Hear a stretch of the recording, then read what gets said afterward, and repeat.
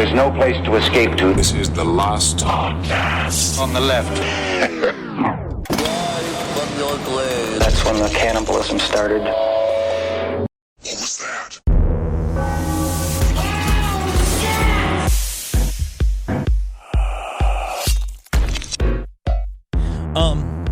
So for today's episode, we're going to be talking about, obviously, some of the worst sea-based crimes since what happened to Ariel.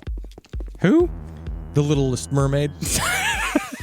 But from last I saw, she wasn't so little to me. You know what I'm saying? Okay, so you're going to start this whole thing with talking about how attractive you think the Little Mermaid is. I'm just saying Which one? That's not how I want I want to know which one. It just kind of went there. I didn't mean to be there. But I'm a flounder man myself. Oh, I know. Yeah. He loves a bottom feeder. But guys, Put your eyes on one side. Let me slide underneath. Slither on top of my body, you little yellow and blue fuck. this is what I didn't want to do this stuff. Yeah. I actually wanted to make the announcement that I'm taking the payout from the CIA. I I am leaving the show. Okay. Yes, but thankfully I was. Obviously, CIA gave me the payout. I That's took cool. it. I was going to go. Thankfully, last second, right before, I mean this, in the seconds before we were going to record, I was walking out. You guys were trying to stop me.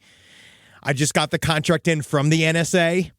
I'm locked in for another 10 years. Wow, so you're with them now. Yeah. All right, That's great. great, Perfect. yes. And to all of our listeners out there, keep fighting the good fight, you motherfuckers out there. And the horrible landscape that we find ourselves in at this very moment. Welcome to the last podcast on the left, ladies and gentlemen. My name's Marcus Parks. I'm here with Henry. Hey. NSA Zabrowski. And let me just tell you, we're listening. We're holding space for the American people. Don't the people of the NSA have to shut up? Yeah, that's kind of... Sometimes, if you make so much noise, you make people think they can't be heard. Yes. And the man asking the logical questions here, Ed Larson. Hello, yes, and I believe in God now. Because I have to legally, apparently. Oh, well, according yes, thank you. But you know what's really funny about this story is that it's really going to stress that. Yeah. You're going to see a lot of parallels in this story. But before we get back into the tale of the Batavia, we'd like to clear something up that confused us back in episode 1. Yeah. If you'll remember, before Upper Merchant Pelsart was put in charge of the Batavia, he had accidentally contributed to the death of a noblewoman in India when she drank a bottle of clove oil in his room just before they had sex. Yeah, it happens. Every day. Yeah, and we had no idea why Pelsart would have a bottle of clove oil present. But a helpful listener filled us in. Remember that Pelsart was a horny little devil. Yes. And apparently, clove oil has been used for centuries as a sexual lubricant. Okay. Particularly for anal sex. So that's why you used the term that the listener filled us in. Yes. Unintentional pun, but I like it. I'm packed jammed with information in my ass. That makes sense, yeah. And sailors love anal sex historically. Well, clove oil is slippery, and it's a natural analgesic. Well, am I pronouncing that right? Analgesic? I don't fucking know. I don't know. But that means Fuck juice. Yes, thank you, Eddie. Well, that means that it numbs whatever tissue it comes in contact with. These properties make it among the best anal lubes around. And in fact, clove oil is still used in anal lubrication products today. The preferred brand for many being Swiss Navy, or so I've been told. And you know how much the Swiss love holes. That's the Dutch. Well, but did Swiss? Oh, but you said the Cheese. Swiss Navy. Yeah, the Cheese. cheese. Oh, I It's was a cheese joke. I was thinking about sticking fingers in the dikes. Yeah, I was thinking about No. ass sex. I was thinking about fucking ass and mouths. Yeah, You things can do that. Yeah. I do think what's also nice about clove oil is after you're done doing it, right, and you ram or jam, right, either the little cabin boy or the noblewoman there. Either one, yeah. Right afterwards, she smells like Christmas. Wow, that's nice. Nice spice. Yeah, because pine trees, they don't really use that much. No. That's a bad lubricant. No, if you're using a pine cone, you are not in charge. So now that we got that out of the way, let's return to the Batavia. Yay! For finally some good news. When we last left the doomed ship, it had been shipwrecked for 4 days on a reef 50 miles off the western coast of Australia. Once the Batavia was deemed a loss, the survivors took refuge on a chain of mostly barren islands called Houtman's Abrolhos. Chiefly, the Batavia had rammed into the reef at full speed because its captain, Ariana Jacobs, had become wrapped up in a mutiny plot with VOC undermerchant Jeronimus Cornelisz. He had therefore missed the ever-important turn north to the West Indies island of Java, where the VOC had set up its corporate colonial capital. He's doing the LA thing where they say like north, south, east, west, right, for on a thing, and that doesn't make any sense to anyone. In my mind, it's left. It's like he's making that left. Yeah, He's got left that's all he had is to do. north. Yeah. I know, but I say left because that's how I understand it. I don't understand north. You don't understand north? I actually brought this up to Actually, Natalie. my wife also doesn't understand directions I either. don't. Yeah, I want to talk about this really quick right before you go into this. Very I just want to ask this just straight up. I know we're beginning this at the very beginning of the episode, and this is really fucking dragging us, right? But is the North Pole the top of the Earth? Oh, fuck and is you. the South Pole Good the God. bottom of the Earth? God. Or does that not matter in that question? What do you mean does not matter? Is North top and Yeah. South bottom? Yeah. Why? What else would it be? What do you South mean could be what? top. Not a It's just south. The Earth doesn't rotate that way. What do you mean? The Earth rotates around this way, in not a circle. like this. I Yeah. think doesn't it kind of go back and forth? Yeah, I mean, kind of, sort of, but it still rotates the same way. What if sun's upside down? Doesn't matter what. If The sun's what a if the circle. Milky Way is upside down? Oh my God! This whole fucking thing's derailed immediately. You're not allowed to lead a ship. I'm not.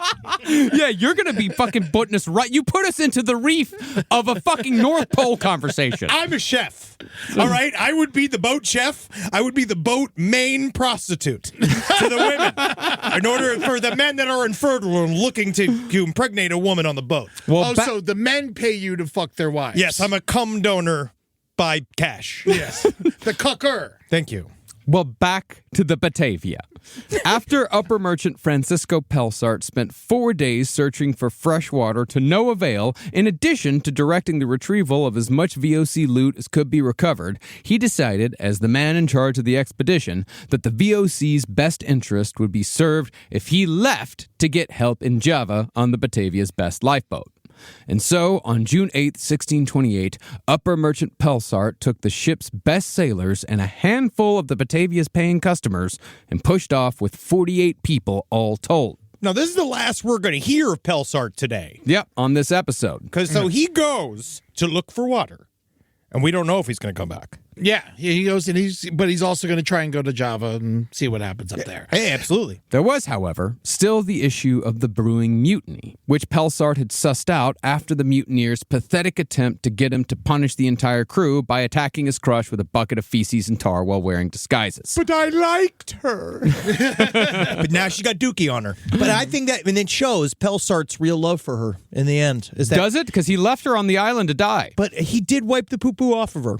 And he still looked at her and Just said, because you got a napkin doesn't mean you love somebody. I'm just saying, I think it's refreshing that he wiped the Duke off of her and said, you know what? You're still cute. And I think that's one of the bravest things that a captain can say. Not cute enough to take to Java. Nope. Well, he didn't want people to fight over her on the boat. Yeah, well, but so he left her with all the rapacious fucking sailors and seamen? I think he was like, we'll figure this out later. Let's put a pin in this. But while there had been anywhere between 8 and 18 men involved in the mutiny before the shipwreck, the only two mutineers Pelsart had positively pegged were Captain Ariana Jacobs and the boatswain. And yes, we're now well aware that the word boatswain is generally pronounced bosun. I, however, am of the opinion that pronouncing it bosun robs the word of its magic, because I love saying boatswain. It's a better word. Boatswain's fun a word. much better word. Than bosun. Yeah, than bosun. It's just what the word is, how it's pronounced. No, but that's it's how- spelled boatswain. It's because it's British and they're difficult on purpose. That's how it's generally pronounced. It can also be pronounced boatswain. So I suppose I'll just have to endure the chuckles of all our seamen out there. Yes. Because for me, it'll always be boatswain. Because you know how big we are amongst sailors.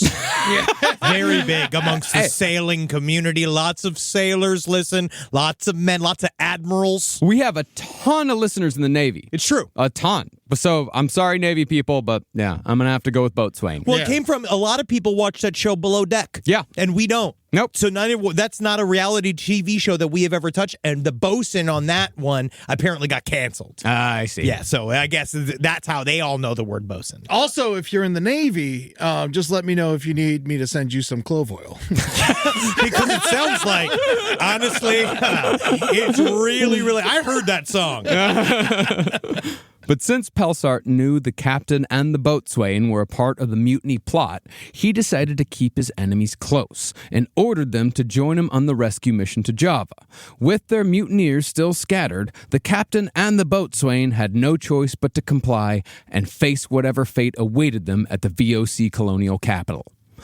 Now, Upper Merchant Pelsart told everyone before leaving that he would try as hard as he could to find a source of fresh water and replenish the island's supplies before ultimately making his way to Java 2,000 miles north.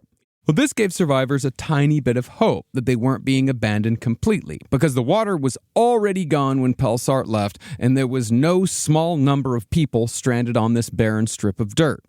The survivors left behind were a motley crew of 270 people, a mix of hard-bitten seamen and soldiers, tradesmen like the carpenters and the ship's surgeon, paying passengers both male and female, the children of those passengers, lots of cabin boys, and a number of VOC officers like Jeronimus Cornelisz. Can those paying customers get a refund? I would hope so, but I would imagine, knowing the VOC, they probably signed a document before they left saying that shipwreck would not result in a refund. Yeah, like a release. I bet you there was some form of agreement. Yeah. Fucking Dutch. Right? Right? I don't even know, man. Just stay with the windmills. Now, we said at the end of the last episode that Jeronimus Cornelisz was left in charge after Upper Merchant Pelsart left the islands. But that's not entirely accurate in the sense that Pelsart explicitly gave Jeronimus the authority to give orders to the survivors. In fact, Jeronimus wasn't even the most senior VOC officer left behind. Pelsart had also abandoned his personal clerk and the Batavia's provost. A provost, in case you didn't know, that's the guy that's like, he's sort of the security chief in charge of keeping the sailors in line. He's not high ranking, but he's not above the boatswain, but kind of right below the boatswain. Okay. But he's like, he's a jerk cop. off. Yeah, he's the AD. Yeah. Yeah, he's for all the military people, he's basically an MP. Okay, great. Yeah. But that being said, Jeronimus was given authority over what little supplies were left. So while he didn't start with explicit control, he was given the means to consolidate power and manipulate survivors. It would, however, take Jeronimus a few days to realize just how big of an opportunity this really was. Because also they had no idea how long Pelsart was going to be gone. No. When he left, they thought maybe, for a second, maybe we'll find water right over there. Maybe there's Australia. Maybe it's right there. Like they've talked about, they knew that there were places, that there were people living out here, that maybe we can find one. And for 2,000 miles, after you've already traveled from fucking Netherlands, like, it's really not that far. So Java's actually kind of gettable. Like they are, like, it's really, really close. And so Jeronimus knows just a little bit that if Pelsart comes back, he's also going to come back with a whole army of dudes as well. Yeah, also it's like this, he's also probably going to die on this trip. It's a rowboat 2,000 miles. Yeah. It's very Bad odds. Low odds. Yeah.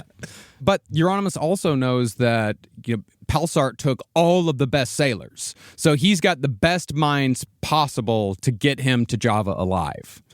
Now, as far as the environment on which these survivors were suddenly stuck, the description given puts one in the mind of a particularly unpleasant version of purgatory. Yes. The average rainfall on the Abrolhos Island chain was 4 inches a month, but there were few places for water to pool. That's what I give my wife. Continue. Sorry, I needed to say it. All right? I'm sorry. As such, most of the islands were mostly dry and lifeless, barren strips of coral rubble with no hills, no trees, and no caves. Besides a few bushes here and there, these islands were little more than pieces of dirt nestled in a maze of coral that threatened to destroy any boat that dared sail through. And on top of that, There were winds that could reach up to 80 miles an hour, constantly blowing. It's also kind of crazy because it's really just mounds of dirt in the middle of vast, unconquerable ocean. Yeah. So it must be very frightening as a group of 270 people just standing on the very top of the ocean, just like looking around, being like,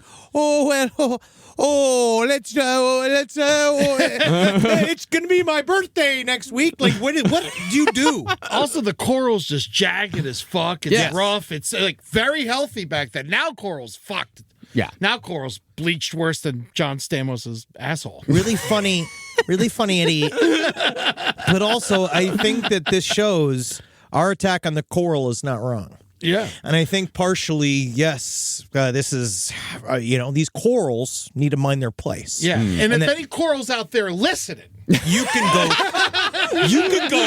fuck yourself with you trying to get in the way of commerce, okay? Oh, here's one more quart of oil. Yeah, motherfuckers, you see what happens when you get in the way of commerce. Yeah, buddy, I'm coming down there with I'm gonna take old school hairspray cans and fill a bunch of crabs' mouths with it. yeah, I'm just fucking got a hairdryer just blowing the water wicked, making it hot. Yeah, fart all day. Yeah, fuck your ass, coral. Yeah, I'll set myself on fire to make an extra $5. Great idea. Yeah, but I do love you, coral. And if you haven't seen a coral reef yet, you should go because it's all going to die in the next 5 years. Yeah, It's quite beautiful. It's gone very soon. Now, while there was little vegetation, the animal life on the islands was actually plentiful, or at least it was when the survivors of the Batavia arrived. Thousands of seabirds and hundreds of seals populated these islands, but there certainly weren't enough to sustain 270 people for the months they expected to be there. Furthermore, the birds introduced a hazard because thousands of birds produce hundreds of pounds of guano, which slicked up every surface and likely splattered the survivors with bird shit on a near constant basis. Hell yeah. There's something fun about it. I don't know what it is. It's just something about adding the slick ass shit. Just constant pratfalls in the middle of this disaster. Well, perhaps worst of all, though, were the noises the birds made. Whoa. One of the species who made their home on Houtman's Abrolhos was the mutton bird, notorious for having a call that sounds like what I'd imagine one might hear while being haunted by the ghost of a colicky infant. Okay.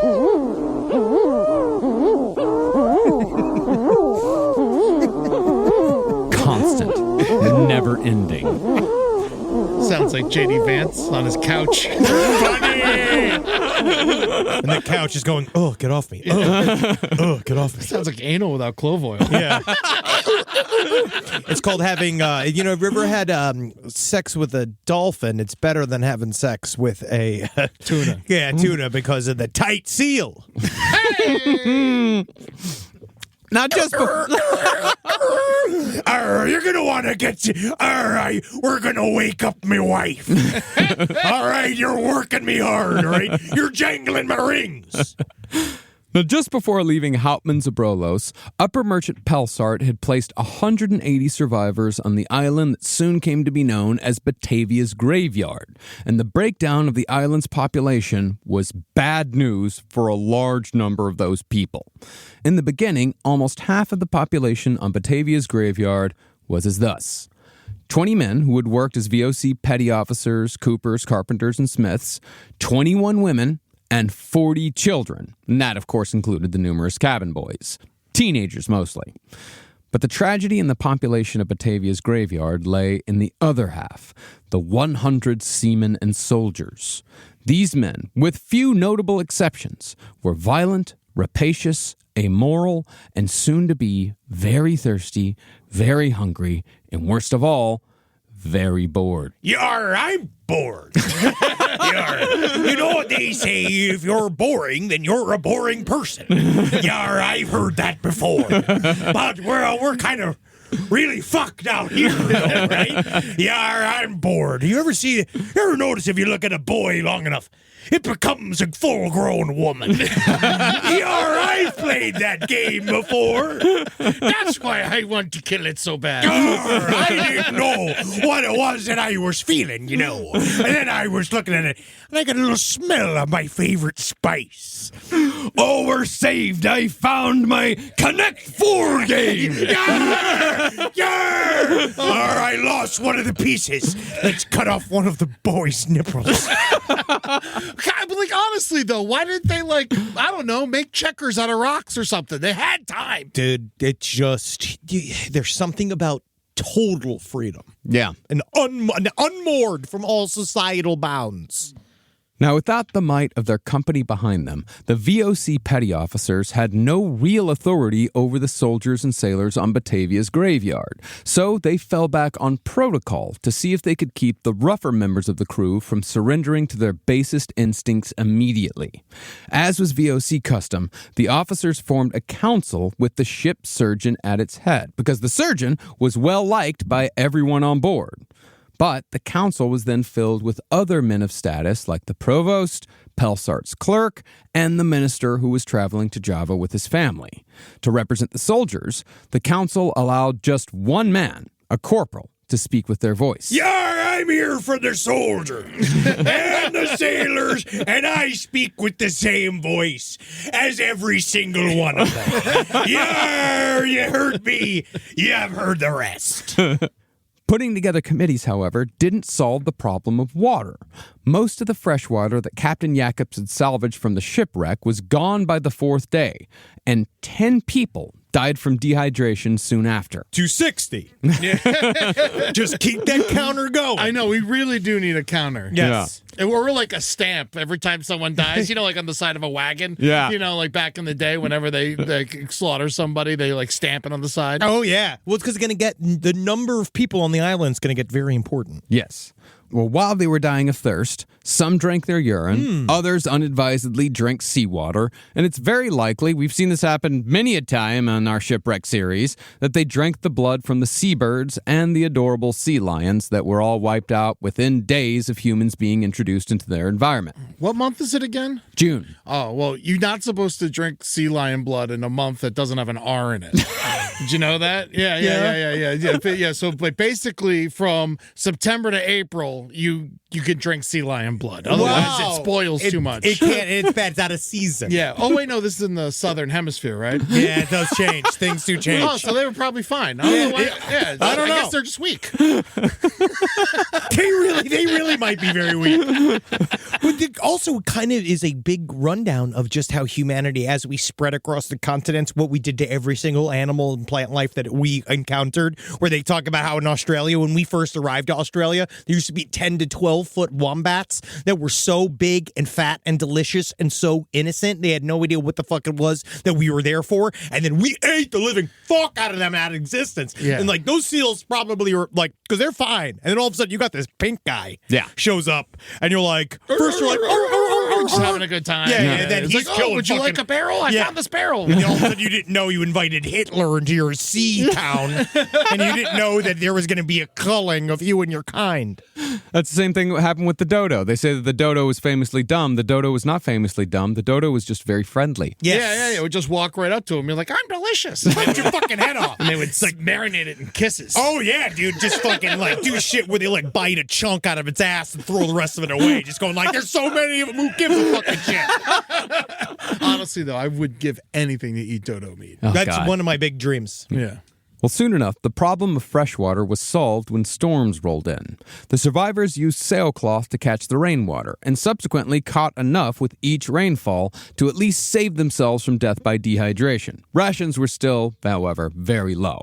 Meanwhile, as people were dying of thirst on Batavia's graveyard, there were still 70 morons trying to ride out the disaster by staying on the rapidly deteriorating corpse of the Batavia. Just throwing gold at each other and shit. Still, literally. Yeah. That moronic crew included Jeronimus Cornelisz, who seemingly still had not taken up the responsibility of being in charge of the supplies. You know what I actually equate that to? it's a little bit of trying to retain a sense of normalcy. Yeah, maybe. And just being like, we'll just stay on the boat until if the boat's here, let's stay on the boat. It feels reassuring to be inside of the boat. I can understand that. But regardless, Jeronimus and his fellow idiots stayed on the Batavia for over a week after the crash. Because at least if it is, I know it's comforting, but it's still fucking stupid. Oh, yeah, because the boat is gonna fucking deteriorate. There's something that is deeply delusional. Delusional. That's a good word for it. Yeah. That you are just kind of, maybe it'll all work out. Whatever happened to the captain has to be the last one off. And is that like a newer thing than this? Because he's already halfway to Java. Well, I think if the ship is like just sort of stuck, then there's no, like, it would be ridiculous to just say like, all right, you're going to have to stay here maybe another week or two before this thing goes down. I wish I could get off this boat. Listen, all right? I'm the last person's on it. I wish I could come over there and help you. I see that you're all being systematically tortured, raped, and murdered on that island over there, but my hands are tied. It's this railing. I can't pass the railing or I get fired. Rise from your grave. Well, on June 12th, the Batavia finally broke apart under the pressure of the waves and its near constant contact with the reef that had sunk it. Out of the 70 men who stayed on the ship, 42 drowned when it sank. Morons. Remember, only one guy in 7 on this ship can swim. And Jeronimus Cornelisz was one of those guys who couldn't swim. When the Batavia collapsed, he grabbed a piece of wood and drifted in the ocean for 2 days before washing up on an island. We were this close. Yeah, almost. And you also got to ask, like, what that did to his mental state as well. Oh, yeah. I mean, probably got brain damage a little bit. Yeah. Well, I just think it's just once he survived, what does it fucking matter now? Yeah. You know what I mean? Like, God must have chosen him to survive. And also, I will now do anything to not be caught in that situation again. Oh, yeah. But what keeps fucking me up about this whole thing is how do only 1 in 7 people know how to swim? It's not like swimming is a privilege. If I remember correctly, I think it has something to do with like swimming being associated with disease during this time period. Oh, okay. Because you can get sick. Yeah, getting sick. Well, because, if you lived in a city, every body of water around you was filled with human feces and urine. Yeah, so, the Amsterdam Canal is probably not the best to be swimming in. I wouldn't. No, I wouldn't. But I tell you what, though, I took a couple of sips and I tripped harder than any fucking mushroom I had that entire fucking city, man. You want to that's where the high is, and that fucking town is. Well, the disintegration of the Batavia ended up being a blessing. Along with the 28 nitwits, barrels containing 500 gallons of fresh water and 500 gallons of wine washed up on the island shores. Ooh. Once recovered, the men put the supplies in a central storage area, and by Upper Merchant Pelsart's orders, Jeronimus Cornelisz was finally put in charge of everything that kept the survivors alive. The recovered supplies, however, weren't anywhere near plentiful enough to sustain everyone. There were now 208 people left alive. Think about it. All right, so now we're at 208. Okay. Yeah, we started at 270. Now we're at 200. It's a week later and we're at 208. 62 in a week. Yeah. And even if they all lived on half rations, they still needed to consume 3 tons of meat and well over 1,000 gallons of water every month. The seabirds and sea lions were also, as I said, all gone, meaning that what they'd recovered would last the survivors no more than a week before they would have to begin the discussion about the C word. Come. Yeah. It's just sitting there, guys. People ask, Henry, do you write the material? How hard do you work on this? And it's just right there. Well, I mean, really, when I wrote that, there were 2 options for which C word you were going to choose. And you went with the least likely one, and I commend you for that. That's the least likely one? Come? Yeah. Cum is like, there's like a whole, when you watch the stream, it's like a catchphrase. Almost. Yeah, but the most famous C word. What? Cunt. Yeah. Oh, yeah. Is cunt? It's yeah. famously called the C word. That's right, buddy. Yeah. Ye old cunt. Now, see you next Tuesday. Come on the stream. It's live on Tuesday. Is cunt more popular than cum? No. No, popular. When you refer to the C word, most people don't think cum. Oh, no. No, you know what I actually mostly refer to? You know that first thing I think of? Congress. Whoa! Take a lap. Whoa! He's dabbing. He's dabbing. For those of you, he's taking off his headphones and he's dabbing. No, the C word is cannibalism. Oh. Yeah. Well, more despair was introduced when it became clear that the rescue expedition was not going to return with more fresh water. And that's if Pelsart and his men weren't already dead themselves. These mounting issues soon became too overwhelming for the ship surgeon to handle as leader of the island council. I fucking handle this shit, man. I can flop a couple of lungs around. I can fucking play with your liver a bunch and play with your dead lips. But that's it for me, man. That's as much as I can handle. So, to share the load, he turned to the man in charge of the supplies, Jeronimus Cornelisz. And with dizzying speed, Jeronimus took complete control by turning Batavia's graveyard into his own private dictatorship. You seem like a trustworthy guy. Some guy who's not going to get drunk with power. You're right. Absolutely correct. I would never, ever disabuse my power, you worm. Well, I appreciate it, because I'm busy here sewing the bodies back together. Yeah, I And see it's hard what to you're hate 'em doing. when you're sewing them. And it's most delectable. Don't worry, I'll share the loads. You seem untrustworthy, but I'm going to say I'm going to go against my better judgment and say you're in charge. I can't wait to see your funeral. Me neither. I wonder who's going to come. Oh, I'm sorry. I wonder who's going to cunt. Thank you. The C word. Now, during the sea voyage, Jeronimus had little to no power. But once he was handed the leadership position, the survivors were listening to his every word and carrying out every order he gave, which of course led to immediate abuses of power. One of Jeronimus's first orders was to give himself a large private tent, which was a dick move on an island with zero shelter. Then, as befitting his rise in stature, he raided Upper Merchant Pelsart's closet and began wearing Pelsart's clothes, complete with Pelsart's commanding rank epaulets. Ah, yes. What I love. Perfect. Leathers, jewels, hats, gloves. Perfect. I will be completely dressed in this 80-degree heat. I'm actually going to take some of this off. It is interesting, because would you respect a man that just floated in on a board?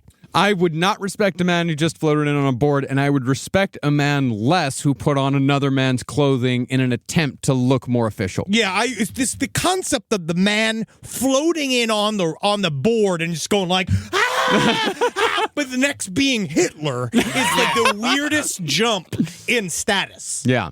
But on the other hand, as the world has proved again and again, humiliating yourself does not preclude people from treating you as a godlike being. No, it's almost like they kind of like that within you because they themselves are a big old fucking loser. Yeah. Well, once properly adorned, Jeronimus gave orders to build rafts out of the empty supply barrels. He told people to explore the other islands. He told them to erect more tents. This is all perfectly reasonable things to do. Yes, it is, isn't it? But by the end of June, after about 4 weeks on Batavia's graveyard, the sailors, I suppose, ran out of things to talk about. And one of them... I'm bored. I'm sick of your stories. I've heard every one of your jokes, and each one ends with the black guy fucking the white woman. Have you ever been to the Netherlands? All right, can't hear it again. Yes, and they're horrible. Well, one of them began gossiping about the mutiny plot that had been afoot just before the ship wrecked on the reef. You wouldn't even fucking believe this, man. We were planning a mutiny. We fucking were going to kill all of you pieces of shit. That's crazy, right? No, it was one of the mutineers. Yeah. Like, it wasn't just like I heard about this. Just like, man, yeah, we were definitely going to kill everyone and become pirates. But that's not going to happen now, I guess. Sorry. Yeah. Best laid plans. Now, Jeronimus' name wasn't being mentioned yet, but he knew that it was likely that Upper Merchant Pelsart was now headed straight to Java after failing to find more fresh water, and Pelsart would soon return with a ship and a crew of at least 20 men. But since the mutiny plot was becoming common knowledge on the island, the survivors, when they were rescued, they would no doubt spill the details once Pelsart returned, and Jeronimus' part would eventually be revealed, resulting in a trip to the VOC gallows. So, after the word got out about the mutiny, Jeronimus decided that his only hope of survival was to overtake the rescue ship and return to his original plan of becoming a dread pirate. But to do that, Jeronimus needed sailors and soldiers, lots of them, so his mutiny recruitment resumed. You know, this shows the worst part about evil nerds is their work ethic. And their ability to sort of put in the work in a moment that needs to be done. Because this is him. All of a sudden, it's like, you talk about this, it's an instant switch. Yeah. Well, over the course of just a week, Jeronimus was able to recruit even more men for his plot than what he'd managed to persuade when the Batavia was still at sea. When he added his original gang to the new recruits, he found himself in the company of 24 cutthroats and dastards anxious to join his pirate fantasy. What's interesting, though, is that no concrete details exist as to exactly how Jeronimus was able to pull this off. But considering how charismatic and grossly unethical he was, it probably wasn't all that difficult. See, Jeronimus was particularly good at making a case for common cause. He told his men that he and them, they're the same, despite the fact that they were hardened men of action and he was basically a pharmacist dandy turned sales rep. Now, what is a dastard? A dastard's like a bastard, but worse. Yeah, it's a dastard. It's a bastard who's your father. It's a dad bastard. Yeah, one that stuck around, but you wish he left. Yes. I usually put dastard with highwaymen and pirates. Those are the men outside of the law. Oh, and that's Ronins. dastardly. That's where that comes from. Yeah. Exactly. There we go. Look at this. Yeah, a dastard knows who his father is. And he hates his fucking ass. I got a dastard. Yeah. See, I feel like Jeronimus also, it is putting them in the same level because in society they would never be. No. Right? Of course now not. it's that's my whole point. Yeah. Is that, they're men of action and he's, fiddling with his apothecary kit. Yes. Back in Amsterdam. But now they're on the sea and it's a whole different game. Well, also, you're already fucked. I feel like there's also the thing, too, of like, we might all just be dead here anyway. Yeah. And that also brings up the question is some people, when you get faced with, almost certain death, some people accept it and just sort of ride out the time. Some people try to do as much good as they can before they die. And some people turn into absolute fucking monsters because they've wanted to be monsters their entire lives. Yeah. And now they can be without consequence. Now, from what it seems, the logical fallacy that held the mutiny together was thus. Since the VOC didn't care about what happened to its employees, Jeronimus and his men didn't need to give a fuck about anyone but themselves. See, when Jeronimus stepped into the power vacuum, you had a person in a position of authority telling these downtrodden soldiers and sailors that it was okay to act on their worst impulses at all times. And if they acted on those impulses, it would somehow translate to them living the life they'd always deserved. That yada, yada, yada, super important. Yeah. In other words, dandies from rich families who have never done a hard day's work in their lives have been taking advantage of the worst impulses of the working class for centuries. And the worse the working class is treated, the easier it is for the dandies to turn them into monsters. See America from 2016 to present day for more details on that. What's going on? I don't understand, Marcus. What does that refer to? Yeah, done a bunch of rich boys stirring up people who don't have any money and telling them. You mean the manliest men on record that are that know exactly how we should push this country forward into a full hemispheric power? Men with the best potato bodies that humanity has to offer. Nothing I love better than a president I can motorboat. Now, the men who would do the majority of the dirty work in Jeronimus' name over the coming months were the Army cadets, young men between 21 and 25 years old, otherwise known as the most dangerous demographic of humans on the planet. Congrats, boys. Amen. They really are. Although nowadays, I'd say it's 16-year-olds are the most dangerous. Oh, they're all bad, yeah. I get really scared. When I see a pack of 16-year-olds, I get terrified. Yeah, you can't kill them, you can't punch them, you can't do anything. do nothing. Yeah, because if you fight back, you're in trouble. Yeah. Now, 16-year-olds have always... they've been dangerous for a long while now, but 21 to 25, they've got a little bit of intelligence to them, and that makes them particularly dangerous. Mm-hmm. There were, however, men in Jeronimus' crew outside of the soldier and sailor set who may have just been drawn to the allure of the pirate's life, like the 23-year-old Dutch locksmith. He joined with little hesitation. Didn't really have any reason to join, just did it because he wanted to. Like, all right, sounds fun. All right, let's go. Likewise, the man who became Jeronimus's principal lieutenant, the man who would organize the gang and ensure the orders were carried out, he wasn't a soldier or a sailor either. Rather, Jeronimus's right hand was another VOC officer, an assistant from Amsterdam named David Zeevank, who would prove to be one of the most violent psychopaths in this story. Never trust an assistant. Yeah, or a save hand. Yeah. This is the thing. You never know what happens in there. It is, however, important to note that like many demagogues who get off on hurting people en masse, Jeronimus Cornelisz, with one pathetic exception, never got his hands dirty himself. Yeah, because if he was in even a one-on-one combat with any single person, they could overpower him. Yeah, he was a bitch. Yeah. And so, once his crew was established, Jeronimus slowly began to detach himself and his gang from the other survivors, starting with the confiscation of anything that could be used as a weapon, but specifically the swords and the muskets. Once he removed the survivors' means of defending themselves, Jeronimus and his right-hand man, David Zeevank, came up with a plan to take control of the islands using cold calculation and subtle manipulation. Their first priority was reducing how many mouths they had to feed, both to conserve supplies and to limit the risk that their conspiracy to steal the rescue ship and strand everyone else might be discovered. After conferring with Zeevank, Jeronimus decided that cutting the number of survivors by half and condemning over 100 people to death would be a good start, although violent murder was not their first method. Yes, great start. So much fun. Can't wait.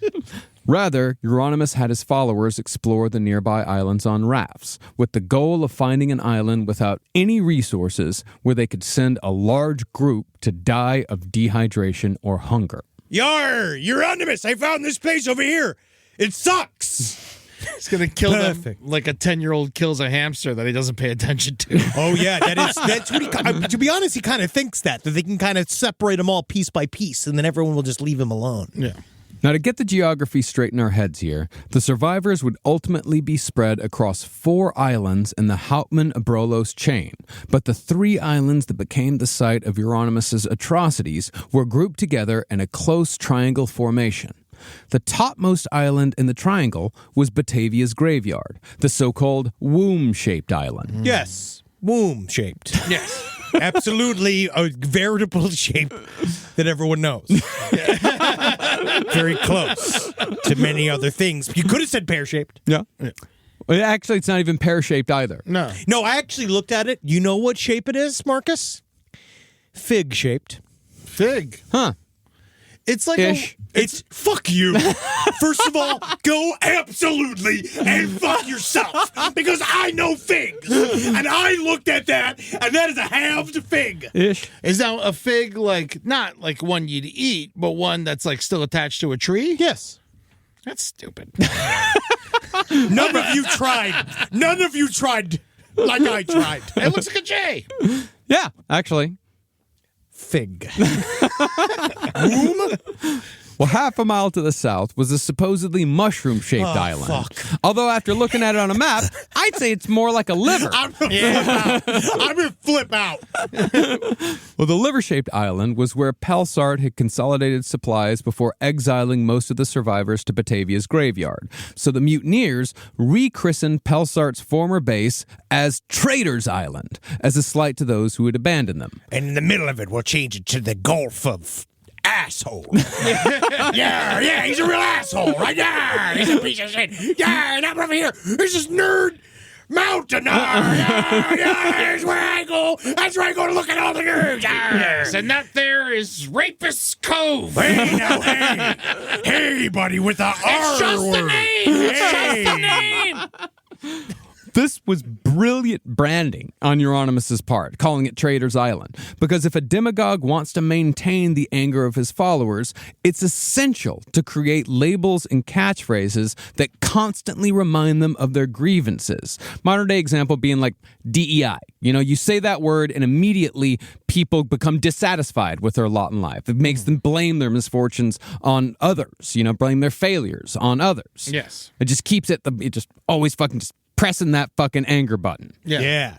Like mine's Eddie Redmayne. It really is. It really Can't stand him. Still. Yeah, we showed him on the stream a couple of last night or 2 nights ago, and you just fucking lost your mind. He apologized for the movie he played the lady in or whatever, and it made me hate him more. The Yeah. Danish girl? Yeah. You know, she didn't eat at all in that movie. Absolutely, and she would have been horrible on the Batavia.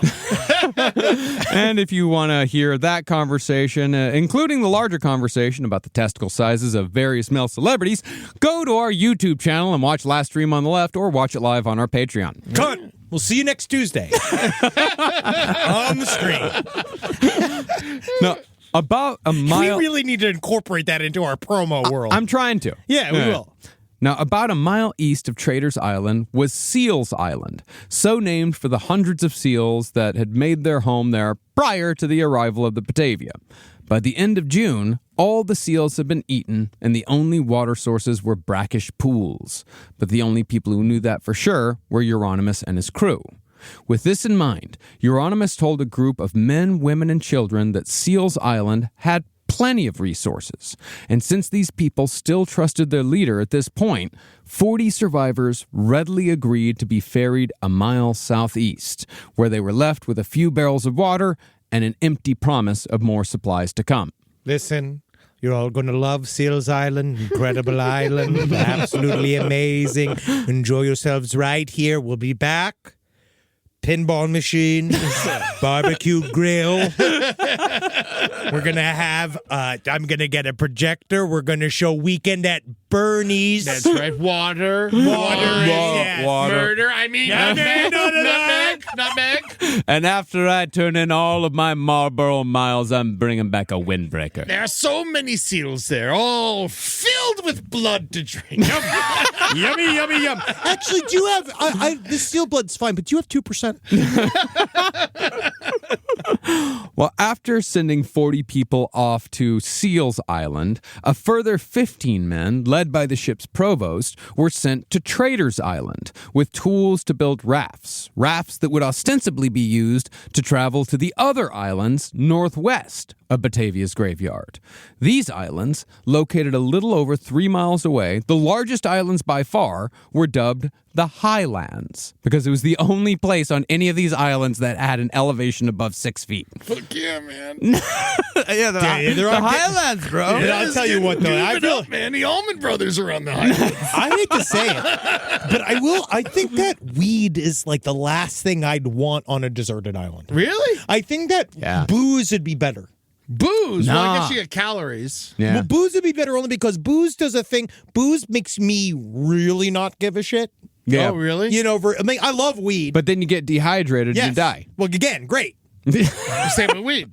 Well, it was on the Highlands that Jeronimus would enact his most insidious masterstroke in taking total control. He gathered together the soldiers most loyal to the VOC, 20 men in all, and sent them to the highland to find water sources. Leading this group was a soldier named Viva Hyas, who was said to be a man of considerable ability whose character and sense of purpose were unusual for a private soldier of this time. Now, Jeronimus told the loyal VOC men, led by Viva Hyas, that they would be dropped off at the Highlands, where they would search for water and light signal fires if and when they found it. Once the fires were lit, Batavia's graveyard would come to their aid and bring them back to home base with all that water in tow. But Jeronimus knew that Captain Jacobs and Upper Merchant Pelsart had already searched the Highlands for water and found nothing. So it was Jeronimus's hope that he could dump the men most likely to challenge his mutiny on a barren dirt ball where they'd die of thirst. You know, I just feel like it's not a good thing to count against the trained soldiers. Yeah, exactly. And so, once Viva Hyas and his men were stranded on the highlands with no way of returning on their own, Jeronimus had condemned 75 survivors to near certain death, and in the process had removed most of the men and boys who might have fought back when the time came for Jeronimus to take full control. Now, do you think he was planning on that then? Yes. Yeah. Absolutely. No, when he was sending everyone off to the different islands, oh yeah, they had already had the conversation of like, how are we going to do this? How are we going to take the number down to enough people where when the rescue boats come, we can easily take them over and get the fuck out of here? And this is like a month after being on Batavia's graveyard, right? Yes. Yeah, it's about a month. It is wild how fast all of this falls together. You know, honestly, a month seems like a long time when you're doing nothing and starving and you're fucking eating your own tongue. Sounds like a month of Sundays. I'm bored. There's nothing to do on this stupid old island. Just guys kicking shells like, I guess we just have to create a system of devastation. You're right, arr. But even with the removal of 75 people, there were still 133 survivors on Batavia's graveyard, including Yarronimus and his 24 compatriots, far more than what the supplies could support. So, finally, Yarronimus came to the conclusion that their only remaining option was murder. Murder. We have to murder them, I guess. It's the only way. I would say more of a I suppose murder will be in order. Maybe I should change. I want to try out a new outfit. It's just so amazing to have so many looks. I never have this before. Here we go. This is my I'm going to touch your boobies look. This is your I'm going to kill your father look. Now, Yarronimus was far too smart to just start killing people willy-nilly. Instead, he began by disguising the thinning of the herd as law and order, which is usually how things like this get going. Mm-hmm. The first victim was a soldier who'd been caught tapping a wine barrel outside of his normal rations. Under interrogation, i.e. torture, he admitted that he'd been doing this for quite some time, and even ratted out his friend who'd been sharing the spoils. It's an addiction. It's a disease, this alcoholism. I'm addicted to Merlot, and I can't stop. I was drinking with Jerry. That's ridiculous. It's the craziest thing I ever It's like full purple lips. I don't even know what she's talking about. Wine? Crazy. Wine. I didn't complain at all.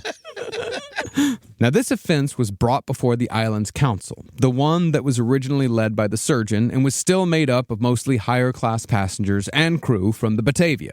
But as we mentioned, Yarronimus had taken control of the council at the surgeon's insistence, and Yarronimus surprised everyone by insisting that both wine thieves be executed to send a strong message against stealing.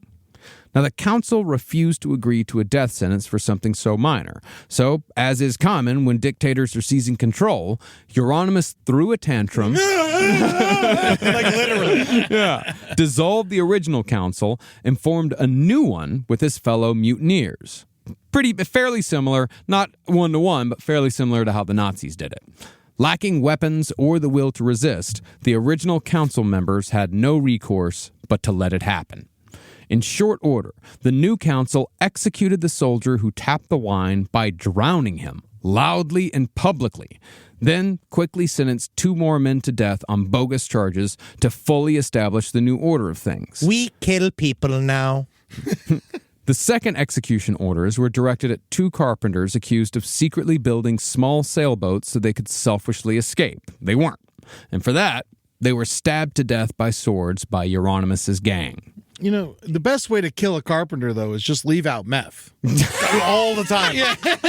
Carpenters, guys who put up drywall. Yeah, guys who steal drywall. Guys who put up bronze piping. Yeah. Guys who take out bronze piping. Also, you're accusing the carpenters of building rafts, and so you kill them, when you could have just been like, hey, guys, why don't you build some rafts? Yeah, keep building rafts for us. Yeah, build the boats. Well, I mean, it was so they were trying to build sailboats. Yes. Yeah, I guess I really the logic here is so twisted so much of the time. Like, a lot of the shit that they do just doesn't really make sense, and they just kind of have to wave it away.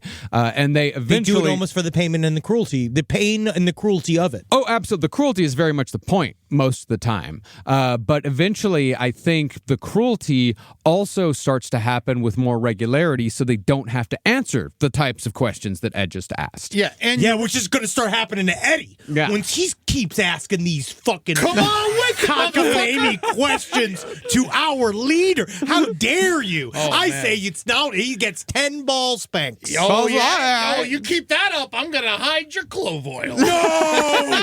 No! What about my weekends? Rise from your grave. Now, the thinning of the ranks to save supplies was not Jeronimus's only motivation for executing survivors. If Jeronimus's pirate plan was to succeed, the 24 mutineers would need to survive on the island until the VOC's return without any interference from VOC loyalists, so any possible dissent had to be stopped before it even began. Jeronimus, however, couldn't yet murder people out in the open, and he could only fabricate so many charges worthy of execution.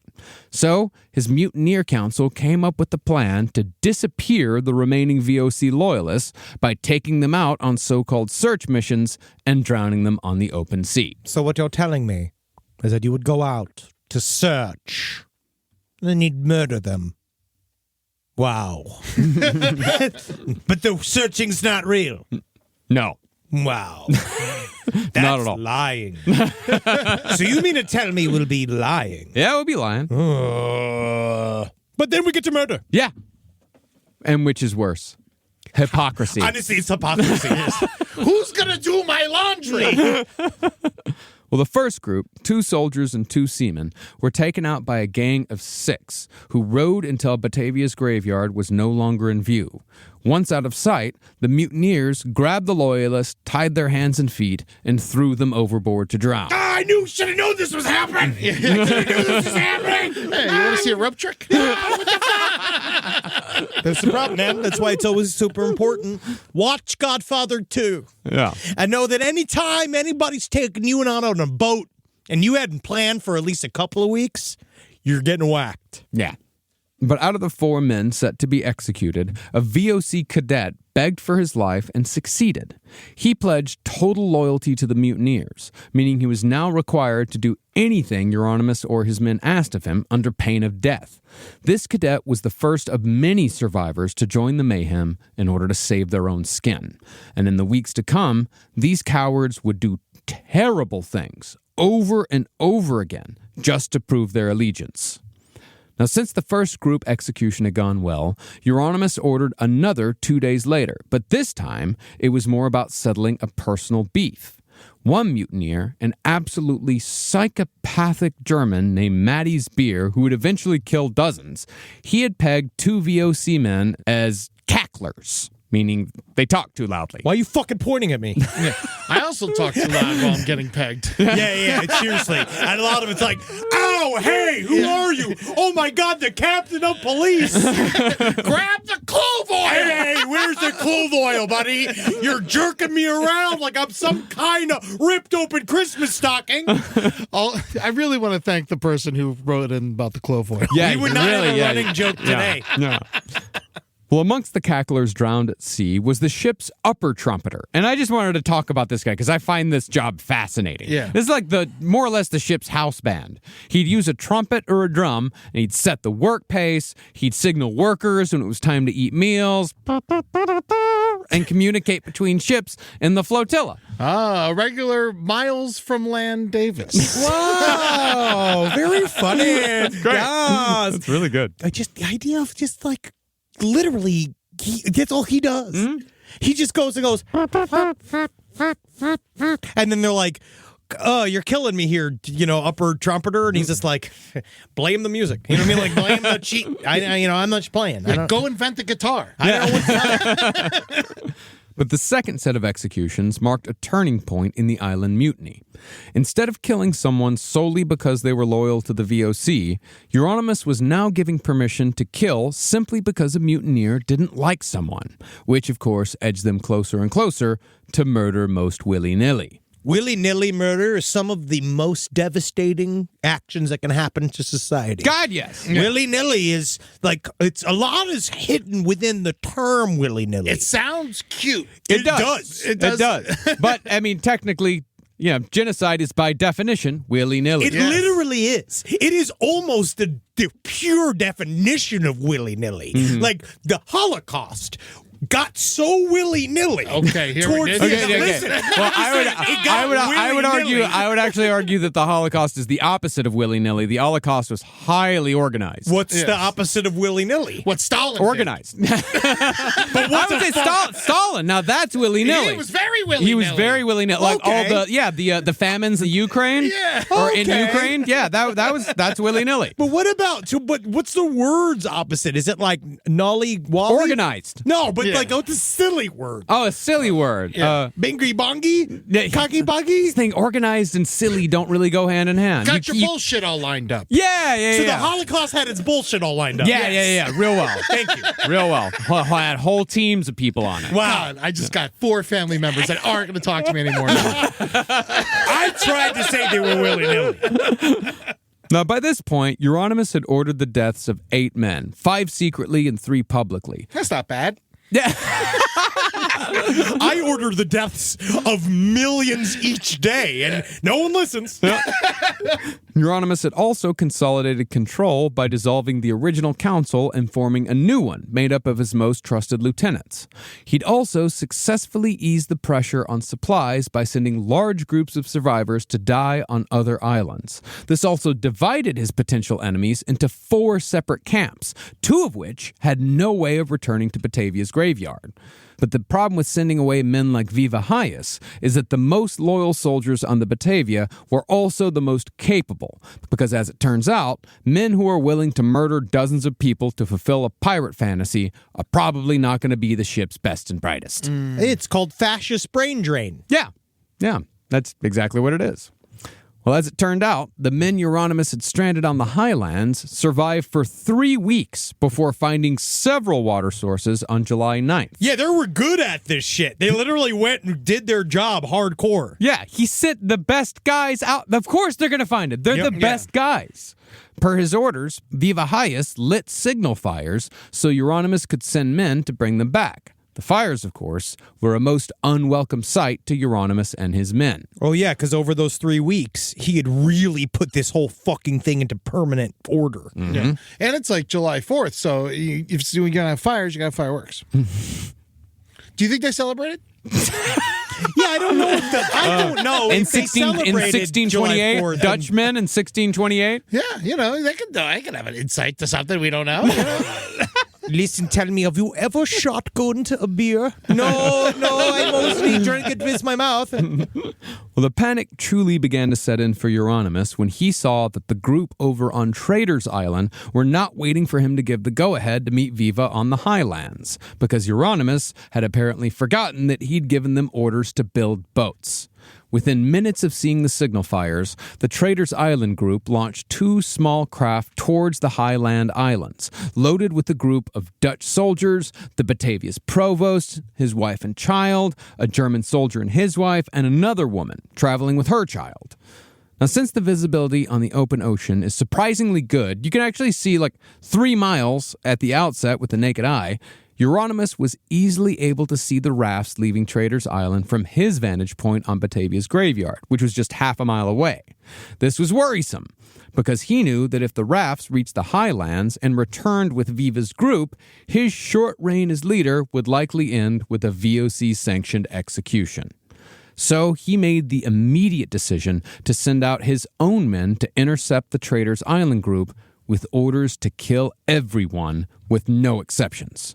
A group of 7, led by David Zavank, caught up to the Trader's Island boats and boarded them, where they immediately forced 4 soldiers overboard to their deaths. They can't swim. It's like in BG3 when you just kick them into the fucking caverns. You know what I mean? You just kick them down a well. You lose the loot, but you get the kill. Yep. These soldiers, though, I hate to say it, they don't seem like great soldiers. Well, they're getting bum rushed. And they're dehydrated and weak and all that Yes. shit, too. Mm-hmm. Yeah. Well, after taking control of the boats, Jeronimus's men then returned to Batavia's graveyard with most of the passengers. See, now that a rival group was in play, Jeronimus decided to make a bloody and brutal example of what would happen if anyone else decided to join Viva Hayas on the highland islands. Once the first boat landed, Jeronimus's men began by pulling the provost and his child onto the shore, where they hacked them to pieces with their swords. 2 more men were pulled out along with another child, who were also hacked to death.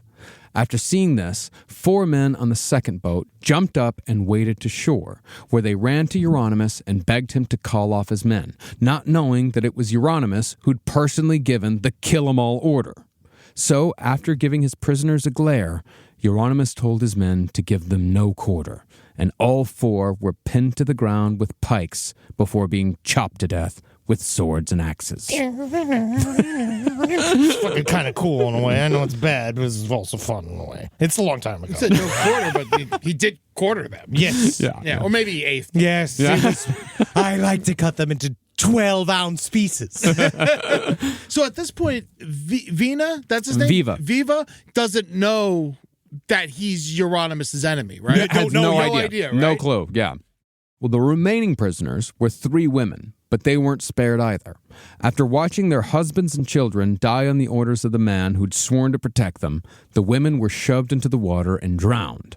In all, 15 people have been gruesomely murdered in full view of the remaining survivors on both Batavia's graveyard and Trader's Island. After the first of many massacres to come, the number still alive ticked down to 133. We're getting closer.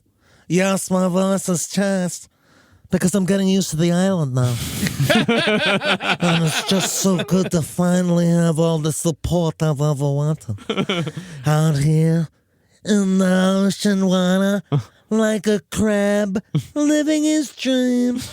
Somebody bring me some ice cream. I saw a seal crawling across a straight razor. You know, your Marlon Brando sounds like Dom DeLuise doing Marlon Brando. Yes, it does. Silence of the lambs. Now, after seeing what happened if you made Jeronimus angry, about a dozen men pledged their undying loyalty directly to Jeronimus, some to try and protect their families, and some just to get bigger rations of food, water, and wine. But Jeronimus didn't really trust the men who joined only after they witnessed the massacre, so any new recruit that wasn't a part of the original gang of 24 had to regularly demonstrate their loyalty in increasingly cruel ways. One of the first ordeals was endured by a German soldier named Hans, who'd boarded the Batavia with his wife and child.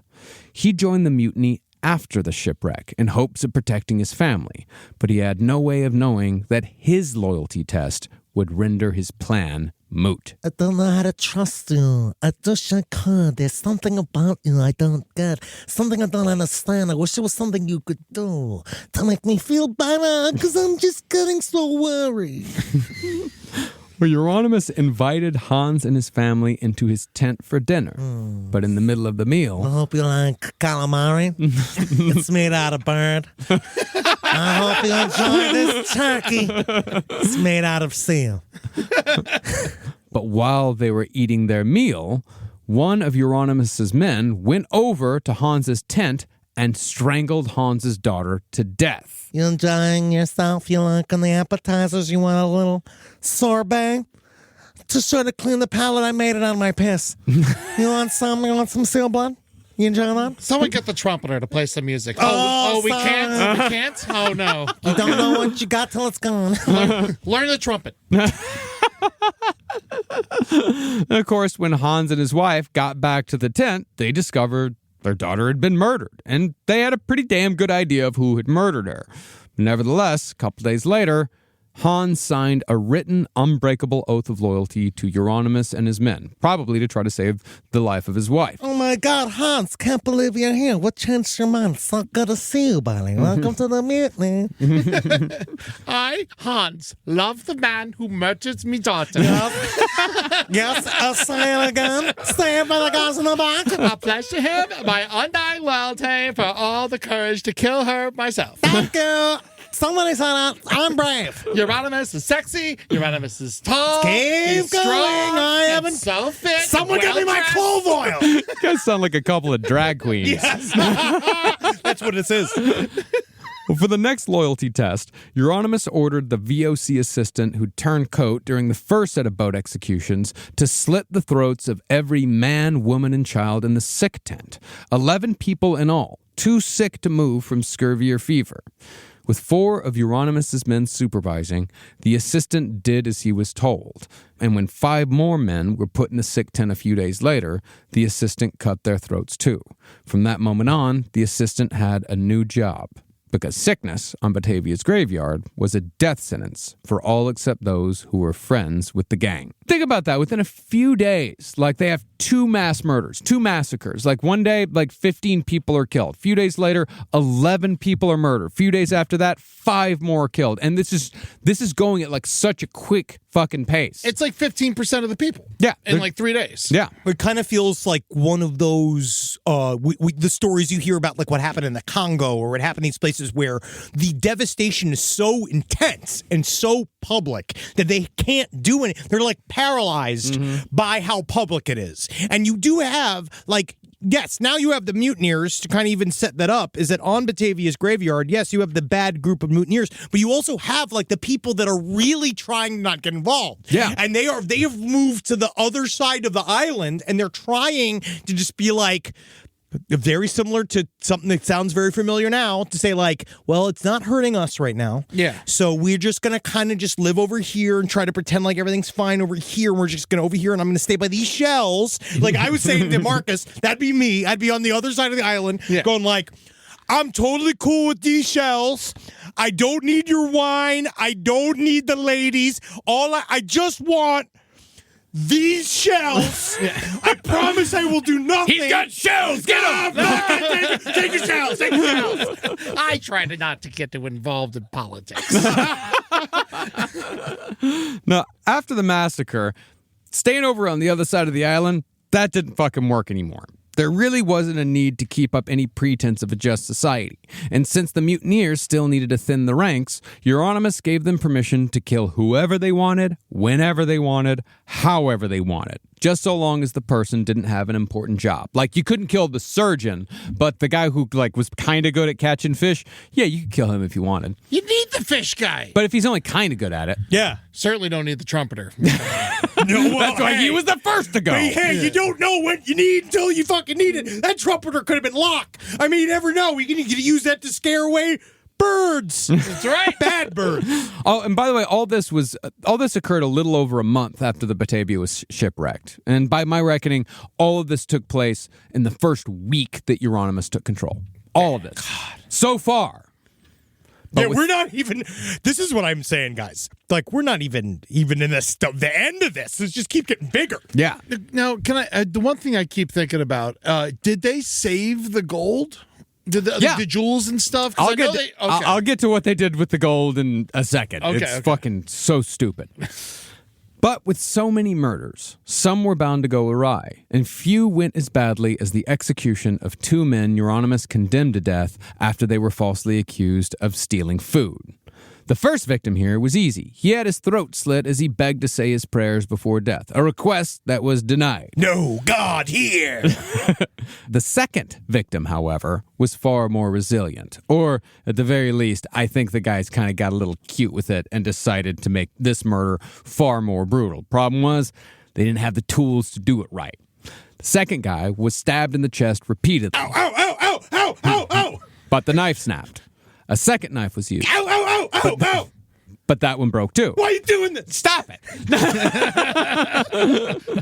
One of the mutineers then grabbed a pair of daggers and drove them into the victim's neck. But okay, I like that one.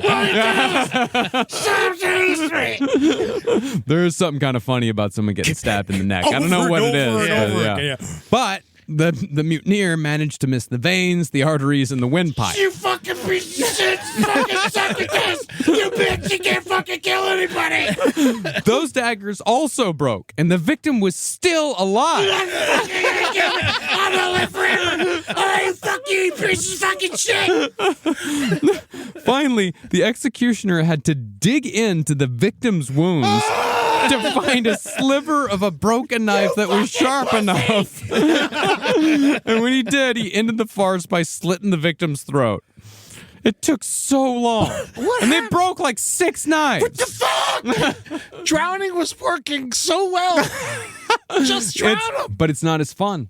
Honestly, with these guys, they get such a taste for murder, and they start to get inventive with it. Like, they want to see all the different ways that a man can die, and they like watching men die. It's entertainment. It's like why people go to executions, or why they went back in the day, because they liked seeing people die. And these psychopaths, they get the opportunity. It's like every serial killer's fucking wet dream. Yeah. It's the opportunity to just go onto an island and be able to kill whoever you want, whenever you want, however you want, without consequence. And not only that, you've got people backing you up. God, the dream. Maritime law. Now, the timeline is a little hazy here, but from what I can tell, after 6 weeks on the island and about a month after Jeronimus took total control, his men had continuing murdering people at such a rate that they'd successfully killed no less than 50 men, women, and children.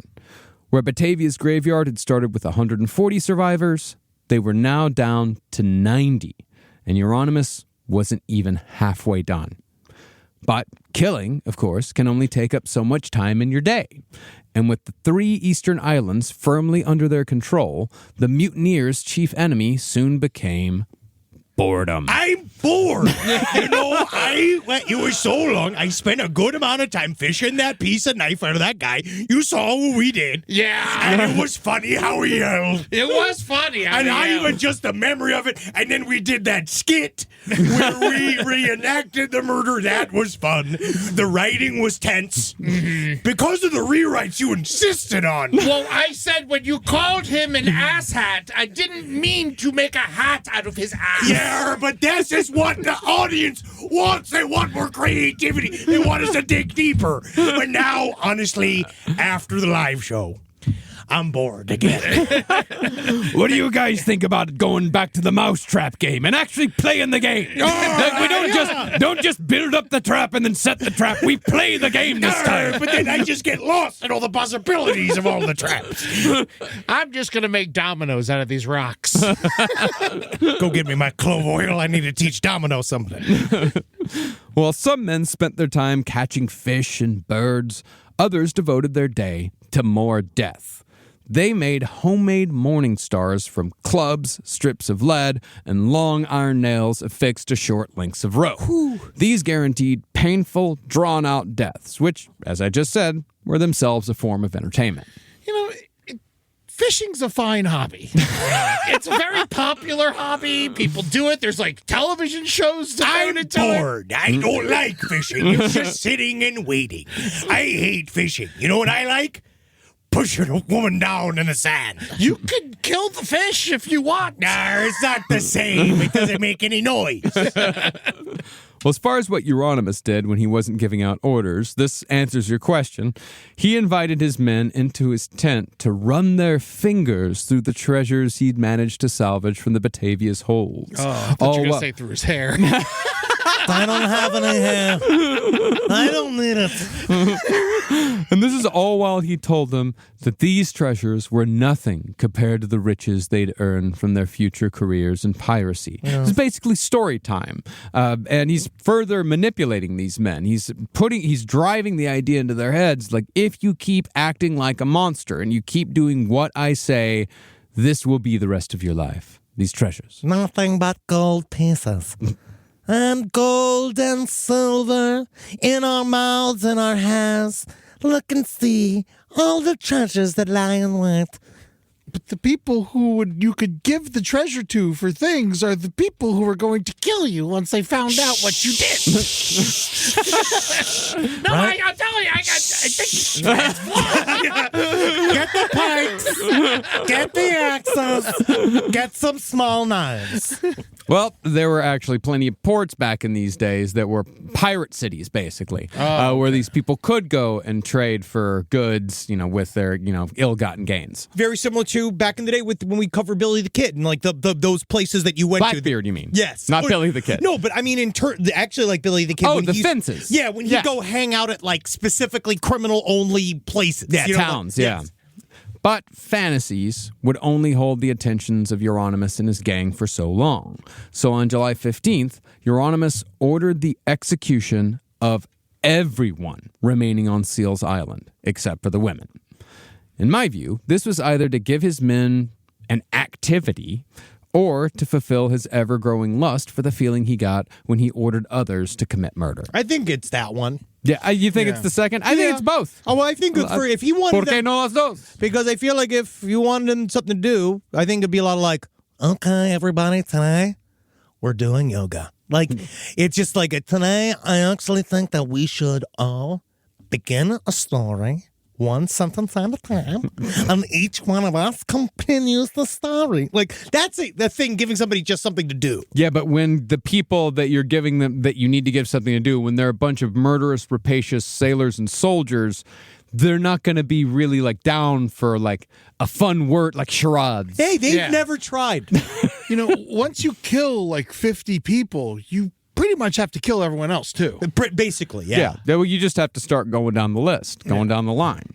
But no matter the motivation, what followed on Seals Island is true savagery unleashed, an indiscriminate slaughter of the innocents committed by men who were proving that at certain points in history, devils have walked this earth. I love this guy writing the script.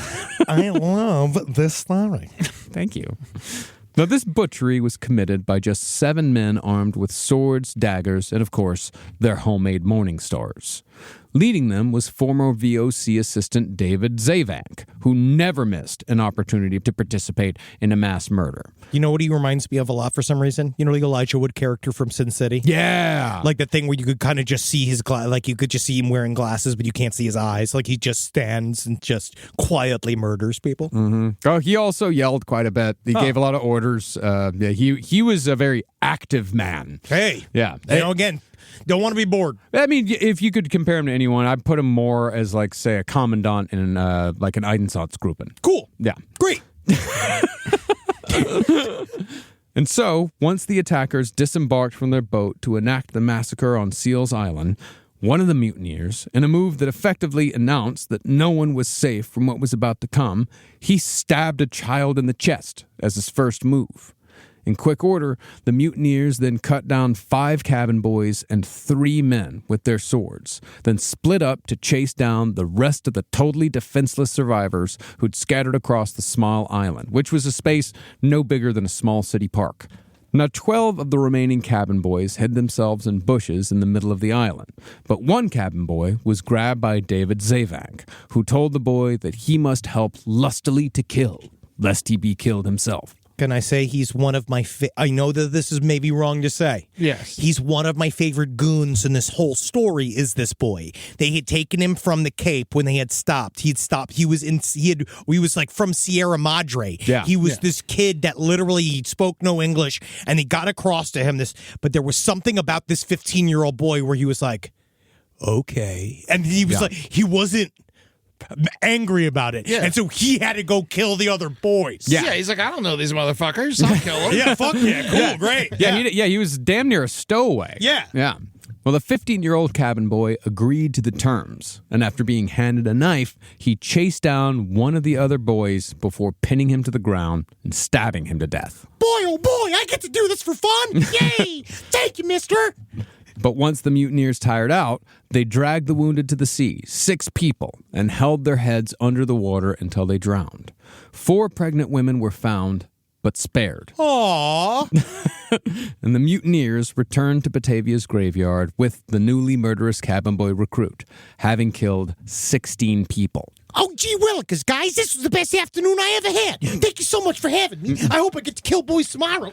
Can I get some soup? Today, you are a cabin man. Oh, yeah, that's what I like to hear, buddy. Absolutely. So we can go, oh, what's that smell? Is that clove oil?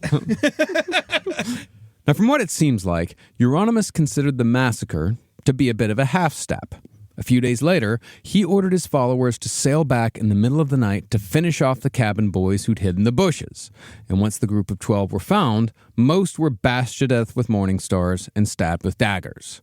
Meanwhile, in another horrific loyalty test, the new cabin boy recruit they'd picked up last time they were on Seals Island, they ordered him to murder the 4 pregnant women they'd spared. And the cabin boy did as he was told by slitting the throats of all 4 while they slept. Sure thing, boss. It's like I'm killing for 2. Yeah, and now I got 8, right? That's me, child killer. Yeah, you're fine. You're good. You're doing good. right? Yeah, you're doing real. I'll kill you. Shut the fuck up. Get this fucking kid away from me. Hey, I'm ready to kill again. Okay, yeah. I'm bored. Great. I'm bored. Great. What? Hey, look. I'm bored. Oh, yeah, all right. Go kill this pregnant woman. Yay! Oh, God, fucking hate him. Well, 3 cabin boys survived the second massacre on Seals Island, but were caught almost a week later when they emerged from hiding. 2 of them were brought back to Batavia's graveyard and drowned, while the third begged for his life and ultimately joined the men who'd been trying to kill him for days on end. Now, by this point, Jeronimus had ensured that almost every one of his followers had murdered someone, but he'd never actually killed anyone himself. Whoa, he's like MS-13. That all changed, however, when Jeronimus decided to murder an infant, which is either the easiest or hardest murder, depending on your point of view. Easiest. It's easiest. Yeah. It's much easier than stabbing that man to death with all the different knives. Yeah, that's what I mean. But Yeah. at this point, you see so much death. Yeah. This is like, it's like, finally, I get an easy one. Yeah, to me, honestly, even emotionally, it's kind of easier in a way because, Yeah. the thing about it is that you can just chuck it in the ocean. You could just leave it outside. It goes. I could kill a man easier than I could kill a baby, but I could kill a baby easier than I could kill like a 6-year-old. Now, I thought about it. Yeah. Oh, definitely kill a baby easier than a 6-year-old. Yeah. For sure. Yeah. Yeah, and but I think it'd be harder to kill a 6-year-old than a 13-year-old. Yeah, Just because absolutely. they're stronger. Oh, I'd kill a 13-year-old on the drop of a fucking hat. unfortunately. These are the thing. I didn't sleep well last night, so I had a lot of time. I just spent 4 hours just so I could rolling through things. God, yeah, I didn't sleep well either. I almost killed a 17-year-old last night. I'm talking about Tootsie. She did not stop barking. See, Batavia's graveyard was home to quite a few mothers in the beginning, but there had been one infant who'd been crying every night and keeping people awake. Jeronimus was particularly annoyed, so he opened his apothecary satchel, salvaged from the Batavia, and mixed a potion called Mercurium Sublimatum to kill the baby. But, as I said on the first episode, Jeronimus was a shitty apothecary. So while the poison did quiet the baby down somewhat, it didn't do its ultimate job. Instead, Jeronimus just put the baby in a kind of half coma. But he, of course, didn't have the stones to finish the job himself. Well, instead, Jeronimus forced upper merchant Pelsart's clerk to kill the baby. Yeah, you done. Partly as a little fuck you to Pelsart, and partly because Jeronimus knew that the clerk was a coward who'd do anything Jeronimus told him to do. Because I'd imagine killing a baby might have been too much to ask for some of Jeronimus's mutineers. Arr, I tell you, I don't have any problems with killing the baby, but can I fuck it first? I don't mean to be. I'm not trying to make. I'm not doing it if I gotta fuck it after. Listen, I'm just I'm just curious, and is this a safe space for me to ask these questions? Yeah, it is. So he didn't kill the baby. No, he didn't. So he sucks. Yeah. He He's a can't even kill a baby. Yeah. No. In the end, he actually didn't kill anybody because it was the clerk who did it. Because after fetching the clerk, Jeronimus and his followers went to the infant's tent and took it from its mother's arms. Jeronimus then told the clerk, quote, Here's a half-dead child. You're not a fighting man. Here's a little noose. Go over there and fit it so that we here on the island do not hear so much wailing. Taking orders like the coward he was, the clerk carried the baby outside, took the little noose, and strangled it to death, making the infant the 105th murder victim to fall prey to Jeronimus's will since the takeover. And I know this is not funny, Okay. and this is not cute. All And right. I'm just saying, Okay. Marcus. No, just- it's just fucking whatever you're going to say it. It's just, is that not the cutest way to kill a baby with a tiny noose? Yeah. That is just the cutest sort of way to execute a baby. Yeah, you know what? Granted. You know, and when you're on an island, like a desert island, away from everyone in the world, there is little noose. But You're really not sometimes, getting. but the key is that no noose is It's good news. Most of the time. You're right. What's that? No, unfortunately for the rest of the survivors, 105 people murdered still didn't get the mutineers close to their goal of ultimately bringing down the population down to 45 or less. So the massacres continued, one after another. The next mass killing involved the family of the aforementioned minister, Gisbert Bastions. It's a hard name. Gisbert had brought... Gisbert. We can just call him the American Gisbert. Gisbert, yeah. Gisbert had brought 7 of his 8 children on the Batavia to join him on Java, where he had planned to be a spiritual leader to the Dutch settlers. This is my son, Gisbert Jr. This is Gismin. This is Giz-sons. This is my daughter, Gizizian. This is my other son, Gisbert III. They're all named after what made them. Semen. Big old pie semen coming from my balls. Don't forget my daughter Gismin. She's Gismin because she's also mostly jizz. What do you think holds her together? That is what holds a woman together. It's jizz. Yeah. God. People are going to love that. They really are. They really are. It's a womb-shaped island. Yeah, very much so. I know exactly what it looks like, too, because I can measure it by the size of my fist. Now, Minister Bastions believed at this point that his family was safe because his daughter had been courted by a mutineer who'd murdered half a dozen people already, and the minister had encouraged this engagement in the hopes that it would keep his family alive. But the quota of 45 had to be met. Sands are tied. And Jeronimus was playing a larger game besides. A few days after the massacre on Seals Island wrapped up, the minister and his daughter, the one engaged in the mutineer, they were lured away from their family tent with the promise of a meal. Pretty much the same game that he played with Hans. Let me just ask you this. How does a hamburger sound? Good. Yeah? How much jizz is on it? Sure, as much jizz as you put on it, Gisbert. You know what I'm saying? 6 o'clock on the dot. Dinner reservations. See you in my bed. Well, while they were gone, David Zavank and 8 other mutineers dug a grave pit as deep as they could manage, then snuck over to the minister's tent armed with hatchets and daggers. Excuse me, what is that pit for? Are you making a pool? Yeah!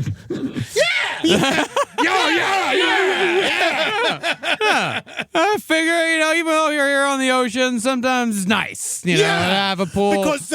Honestly, because I hate the waves, but I love the pool. Isn't that crazy? It's like ironic, right? When I have to go to dinner with Jeronimus.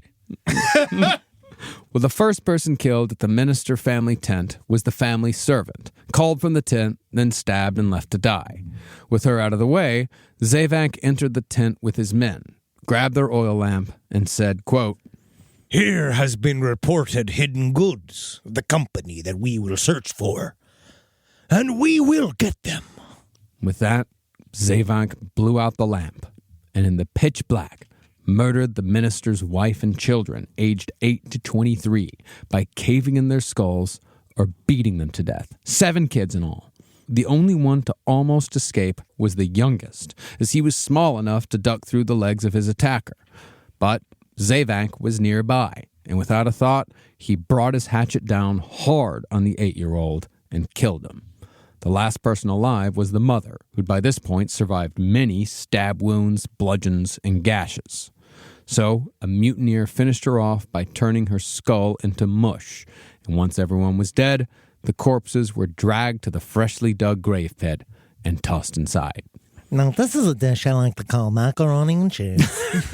But it's made, as you can see here, the cheese is bird shit, Ah, and the noodles, birds' intestines. ah. But if you can just close your eyes for a second, it's like you're eating mac and cheese. Just the sound of it. The sound of it reminds me of mac and cheese. Kind of reminds me of... yeah. Oh. Is my family okay? Yeah. I heard that they were checking out the pool.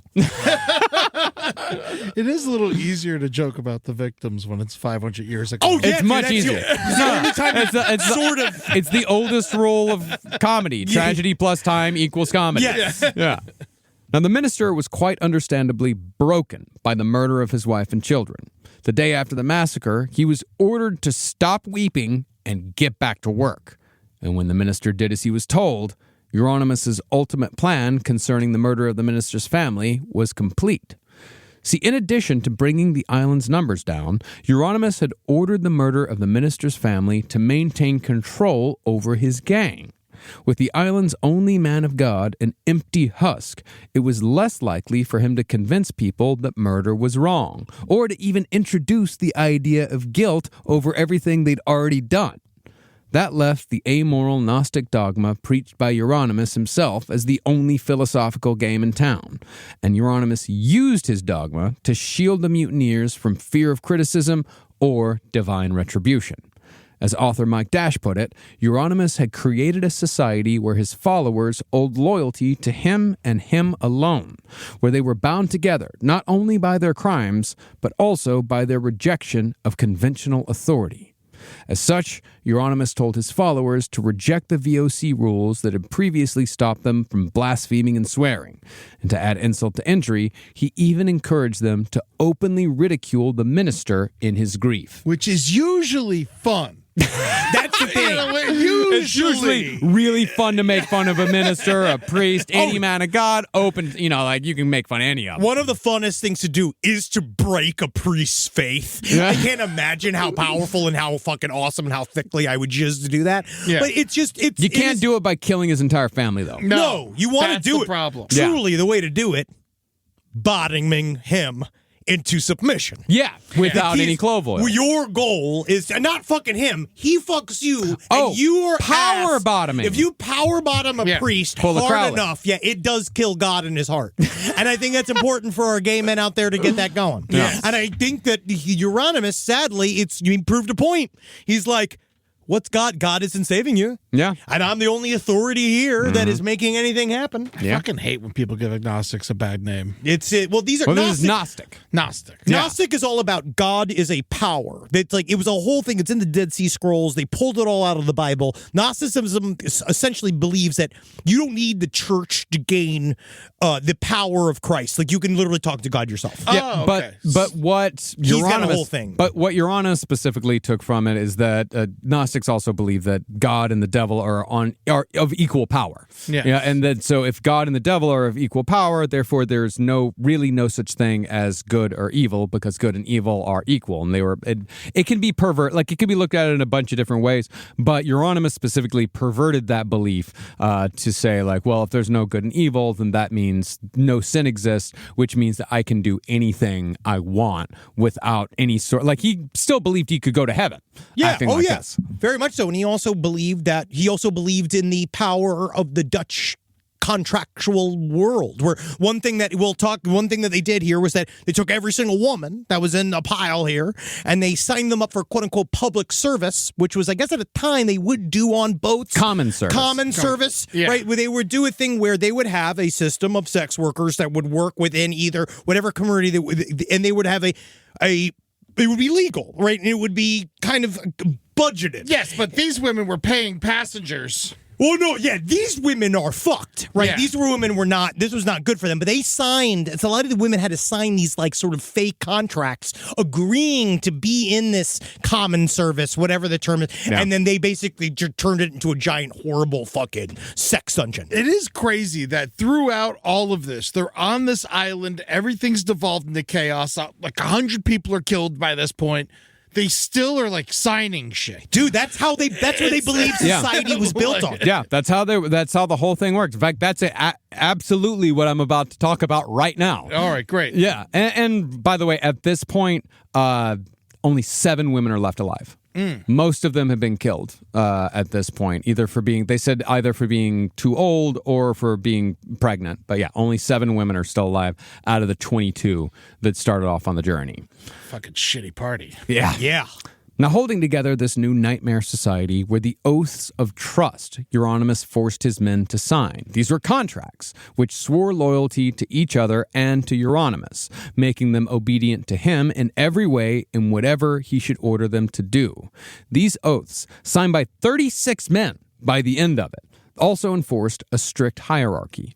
All who signed renounced anything that may have come before the islands, and they therefore took new ranks. Jeronimus, for example, the former lowly undermerchant, was now known as the Captain General. Yes. Two things, Captain and General. I'm a captain General. and I'm a general. I wanted to be an admiral too, but they said that was too much because they said it was too long of a name. Captain there's- General Admiral. No more boat. Yeah, no, see, we're in the water. So Captain General's fine. I wanted to actually be super wizard. But then everyone just said, what's a wizard? And I was just like, it's a guy that, whatever. Yeah.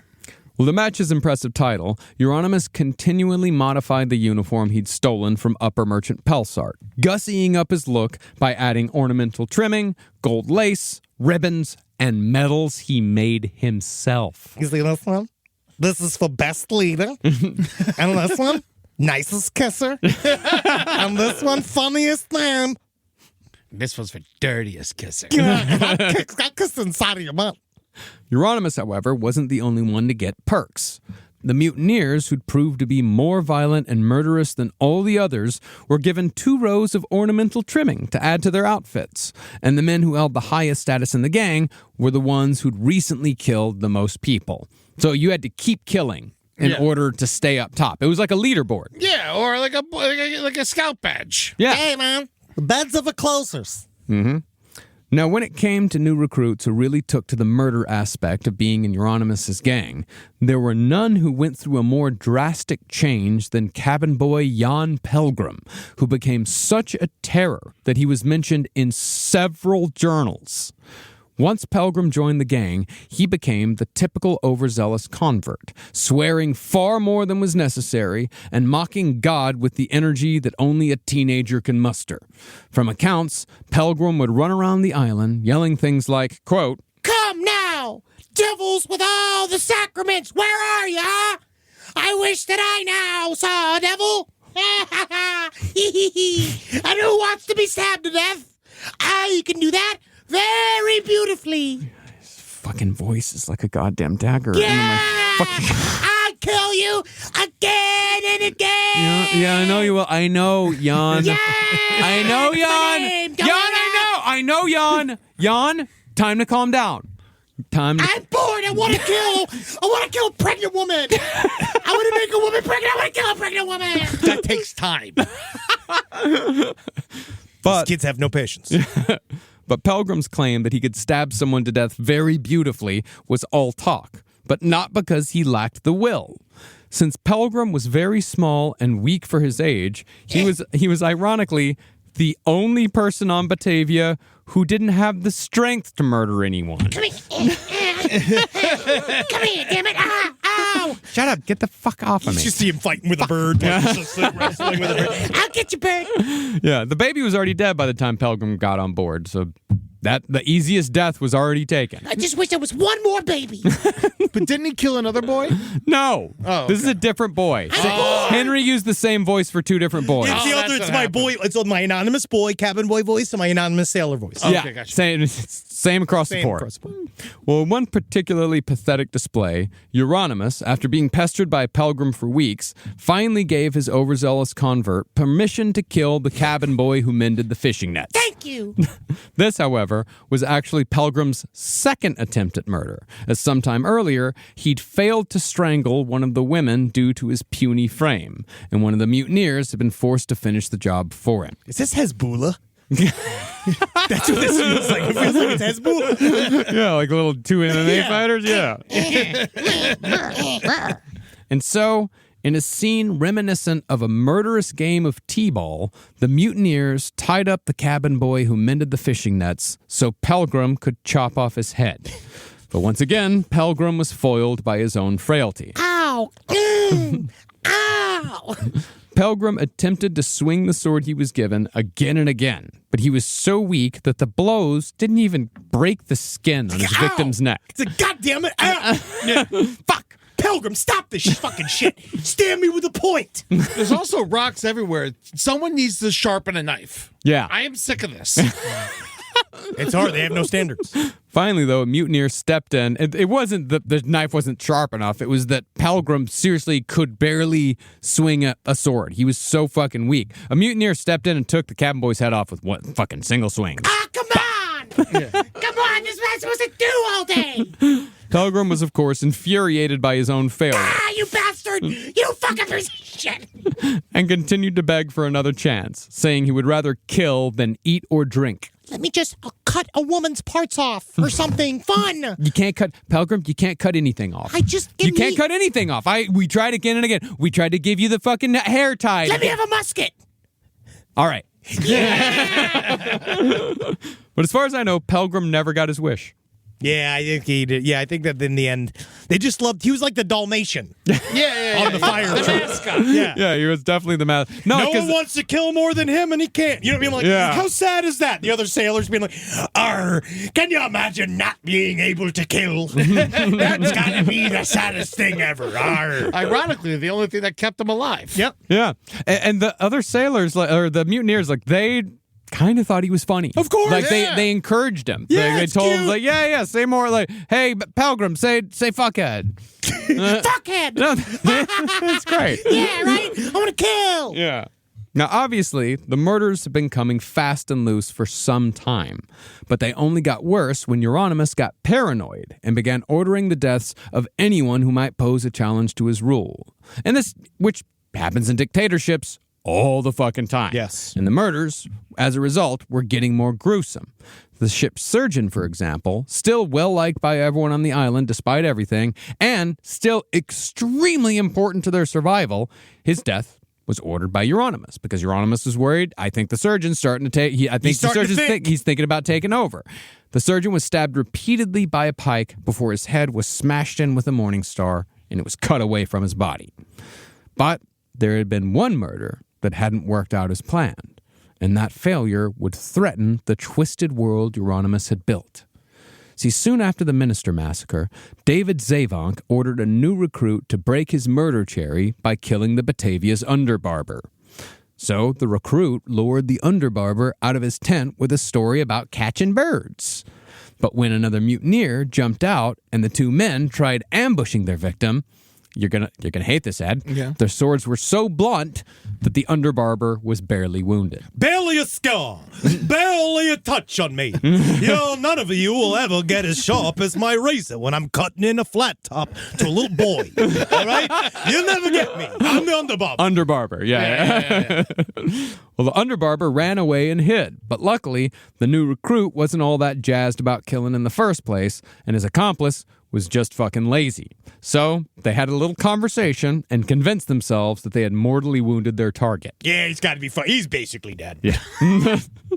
Yeah, it's like, and how many places is he gonna hide? I don't know. How long do you have to look? It's the size of a football field, for fuck's sake. They've just killed so many people that they just are fucking over it. Yeah. They're just Yeah. like, we'll get them. Even that's boring. Yeah, now. well, fucking, I'm bored of even chasing man. Yeah, and once the mutineers were gone, the underbarber snuck over to one of the poorly guarded boats and sailed for the Highlands, where Viva Hayes and the other VOC loyalist soldiers had been thriving for weeks. Yeah, dude, that's the thing. On the other island, they're having a great time. They're having the best vacation of their lives. Yes, they are eating. They're stock full. It's like all Listen- these seals. Yeah, listen to this shit. I mean, Viva's men had discovered after properly exploring the two islands that every single person who had survived the shipwreck, all 270 people, could have lived on the highlands indefinitely without ever running out of food or water. Yes. Viva's men found sources of water so rich they didn't need to ration at all.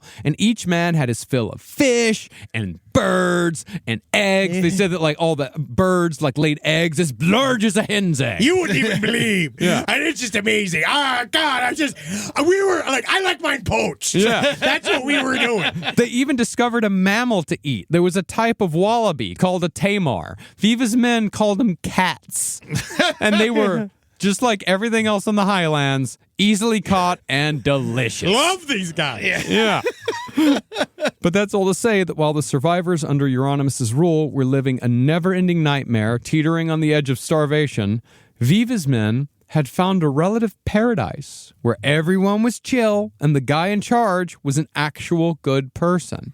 So if they would have just tried once If to they- check in on them, Yeah. everything would have been fine. Everything would. Well, I mean, everything would have been fine for the survivors. Yeah. Everything would not have been fine for Euronymous. Like, 'cause or them, because it really comes down to who wins this fight. If they don't know that there's a fight happening right now, Euronymous has the upper hand because he has all this thing going on, and they don't know that it's happening yet until this moment. Yep.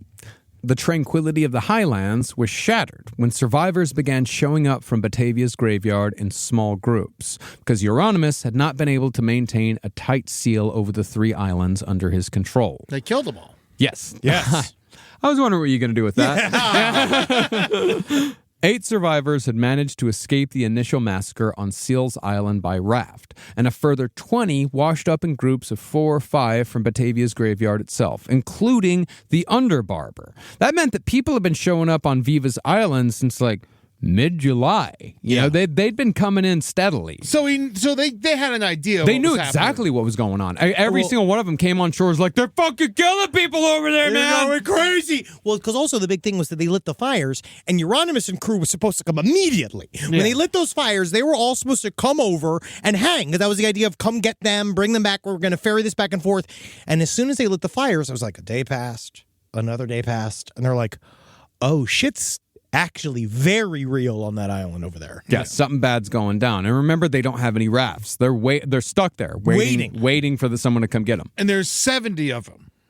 They're at this point over on the other island. On High Island. On High Island, at this point, there's 50. Okay, cool. But when you include all the people that have come over, like all the refugees from Batavia's graveyard, there's 50 people there. And it soon became clear to Viva Hayes that eventually Euronymous and his gang would definitely mount an attack to keep their piracy dreams alive. But while Hayes found himself in command of 50 people, that outnumbered Euronymous' crew by almost 15 men.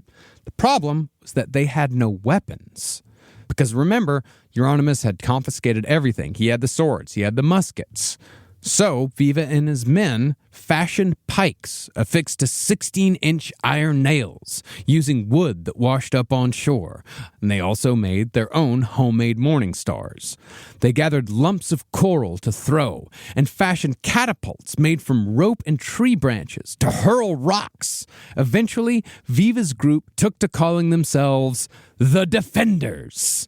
And it's with the inevitable war between the two camps, War. And the return of Upper Merchant Pelsar that will finish our series on the Batavia next week. Fuck. Yes. And these guys are all soldiers, These too. guys are all soldiers. These guys are They're soldiers. trained. And these are the best soldiers, too. Yeah. Next week, we will get into some of the strategies, but I am not kidding when I say the ending of this story devolves into one of the it's like an action sequence out of any movie. It's crazy. Out of any fucking big massive, because this is going to go down to the very last minute. Yeah. And the epilogue is also insane. Yes.